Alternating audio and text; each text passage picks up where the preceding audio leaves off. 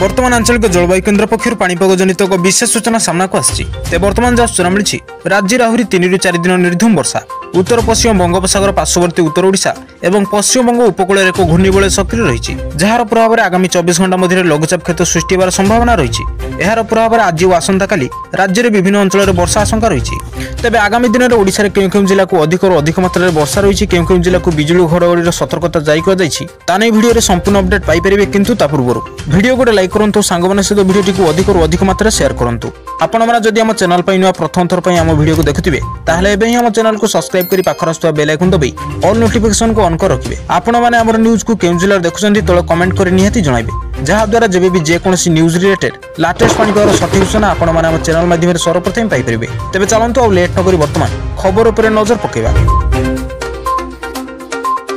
तेज आगामी 3 ରୁ 4 दिन पर्यंत प्रबल और अति प्रबल वर्षा संभावना रही नहीं पाणीपाग केन्द्र आकलन करिछि उत्तर पश्चिम बंगोपसागर पार्श्ववर्ती अंचल में एक घूर्णिबलय सक्रिय रही जार प्रभाव में आगामी 24 घंटा मध्य लघुचाप क्षेत्र सृष्टि होवार आशंका प्रभाव में राज्य में प्रबल वर्षा होगा नहीं पाणीपाग विभाग आकलन कर आगामी 24 घंटा पर 2ଟି जिला को रेड अलर्ट जारी करिछि एही 2ଟି जिला गुड़िक होछि केन्दुझर और मयूरभंज जिला एही 2ଟି जिले में प्रबल और अति प्रबल वर्षा तथा भारी मात्रा में वर्षा होवार संभावना रही बिजुली घड़घड़ी सह वज्रपात अलर्ट जारी कर बालेश्वर भद्रक जाजपुर अनुगुल केन्द्रापड़ा ढेंकानाल झारसुगुड़ा संबलपुर देवगढ़ सुंदरगढ़ आदि जिला ऑरेंज अलर्ट जारी करिछि पाणीपाग विभाग आगामी 2 ରୁ 3 दिन पर्यंत राज्य में यह स्थिति जारी रहिबो बोली आकलन करिछि पाणीपाग विभाग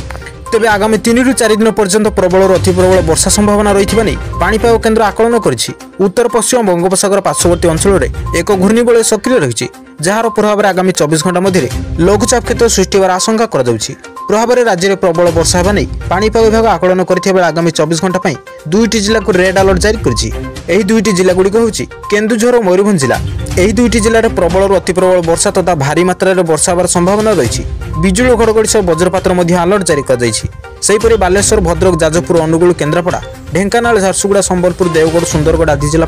ऑरेंज अलर्ट जारी करिछि पाणीपाग विभाग आगामी 2 ରୁ 3 दिन पर्यंत राज्य में यह स्थिति जारी रहिबो बोली आकलन करिछि पाणीपाग विभाग।